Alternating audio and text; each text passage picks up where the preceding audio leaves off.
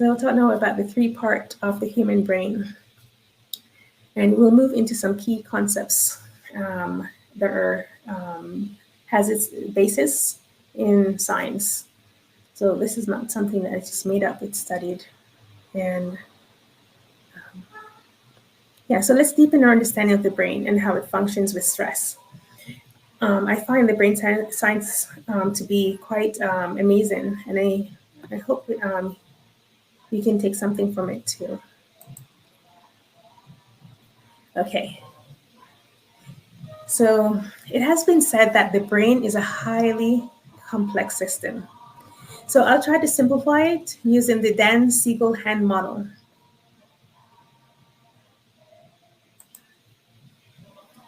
So in the Dan Siegel hand model, if you want to follow along, you can also do that.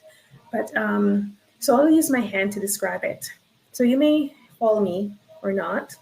So starting at the base, going up where the spinal cord enters the brain, we have the brainstem, or the survival brain.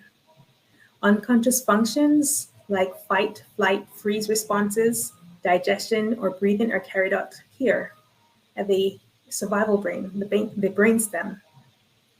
So this area is unconscious and automatic.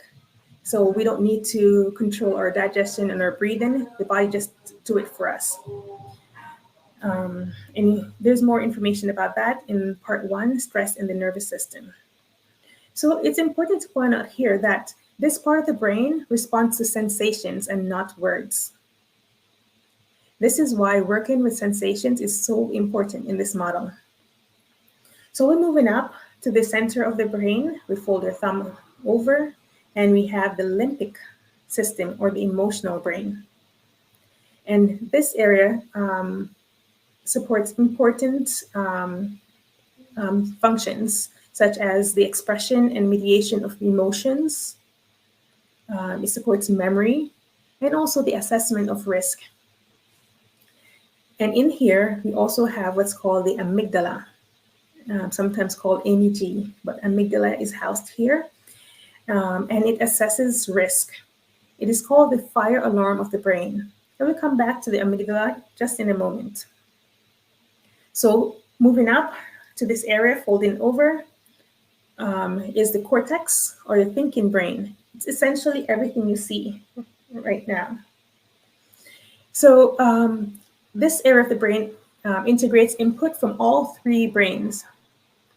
So it's responsible for cognition, for our belief system. It's responsible for our language, etc. So there you have it, the 3 brain. Going back to the amygdala, so in the center of the brain, the second part of the brain is the amygdala. And the amygdala is again called the fire alarm of the brain. So when it's active, meaning that there is a threat, it sounds the alarm and pushes against the cortex. So like this, pushing against the cortex. So for example, someone cuts us off on the highway. It sends a signal to the survival brain to put the body on high alert. So if necessary, it will push you into survival mode. If the alarm is sound loud enough, it'll push you into survival mode. And when that happens, we flip our lid. So when the lid is flipped, you can see the thinking brain, the cortex, is now offline. And at this point, with the lid flipped, do you think that I would be in my resilient zone? No, I'll be bumped out. So when the lid is flipped like this, the thinking brain again is offline, and we are no longer able to make sound decisions. In fact, when the lid is flipped, we can say and do anything. I really mean anything. So no one can reach us, even if they try to convince us, reason with us, etc. No one can reach us when the lid is flipped. So the survival and emotional brain are now functioning, and they do not respond to language, to words. So if you're following, you can lower your hand. I'll continue. So because CRIM focuses on sensations, It can soothe the survival brain